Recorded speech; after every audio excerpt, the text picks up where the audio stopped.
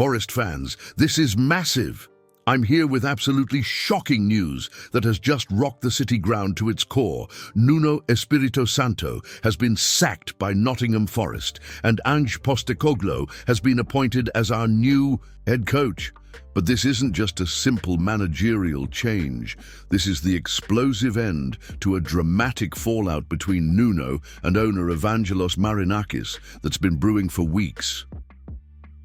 The behind-the-scenes drama that led to this moment is absolutely wild. And when you hear what really happened between these two powerful figures, you'll understand why this relationship was destined to collapse. Forest faithful, we're about to dive deep into the real reasons why Marinakis pulled the trigger.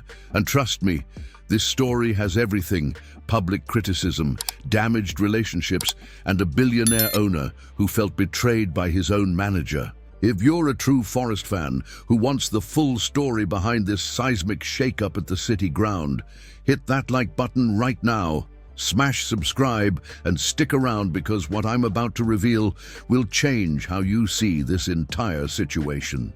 You absolutely cannot miss this explosive breakdown. Forest fans, let me tell you, what we've just witnessed is one of the most dramatic managerial exits in our club's recent history. This wasn't just a simple sacking. This was the inevitable end to a relationship that had completely broken down between two incredibly strong-willed men who simply couldn't see eye to eye. It all started back in August when Nuno dropped an absolute bombshell in his pre-match interviews before our season opener. Instead of talking up the team, our own manager publicly slammed the club's transfer strategy, calling our squad unbalanced and saying we were very, very far from being ready for the Premier League. Can you imagine? Right before our first game, Nuno basically threw the entire recruitment team under the bus. But here's where it gets absolutely mental. Marinakis responded by spending 118 million in just 1 week. We brought in Omari Hutchinson for 37.5 meters, James McAtee for 30 meters, and backed our manager to the hilt. You'd think that would smooth things over, right? Wrong. Just a week later, Nuno went even further.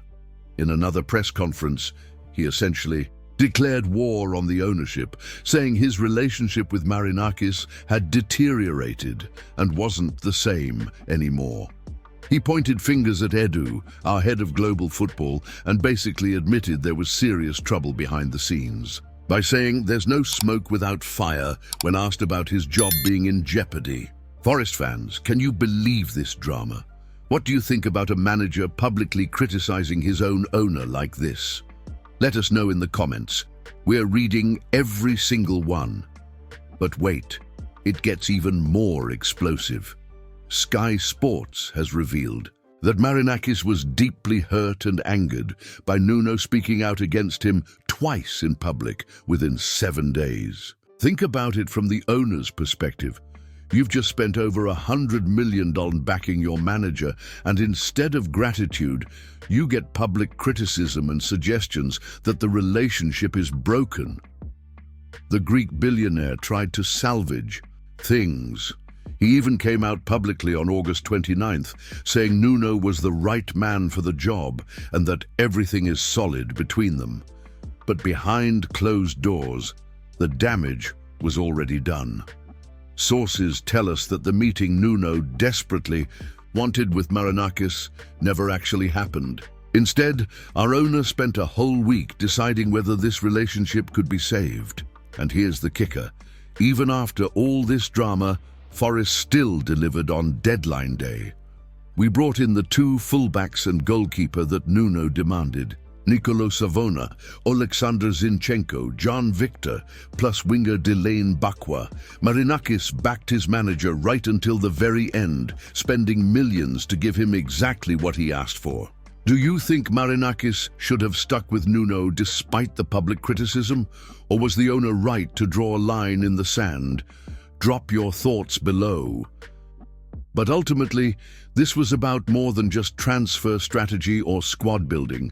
This was about respect, loyalty, and two alpha personalities who simply couldn't work together anymore. Nuno admitted he had no regrets about speaking out against his bosses, saying it was important that everyone at the club shares the same vision. Well, clearly they didn't. The speed of Postecoglou's appointment tells you everything about how prepared Forest were for this moment. Edu and Ross Wilson had obviously been planning this transition, and within 24 hours of Nuno's departure, we had arguably one of the most exciting managers in world football walking through the doors at the City Ground. Think about this transformation. We've gone from a manager who publicly questioned the club's ambition to Ange Postecoglou, a coach who's known for his attacking philosophy, positive mentality, and ability to get the absolute best out of his players. This could be the fresh start that takes Forest to the next level. Forest faithful, there you have it. The complete inside story of how one of the most dramatic managerial changes in our recent history unfolded. From public criticism to a 180mm spending spree, from broken relationships to Ange's exciting appointment. What a rollercoaster few weeks it's been at the City Ground. If you found this breakdown as incredible as I did, smash that like button, hit subscribe for all the latest Forest news, and let me know in the comments what you think about our new era under Postecoglou. The Reds are ready for a fresh chapter. Are you ready to come on this journey with us? See you in the next one.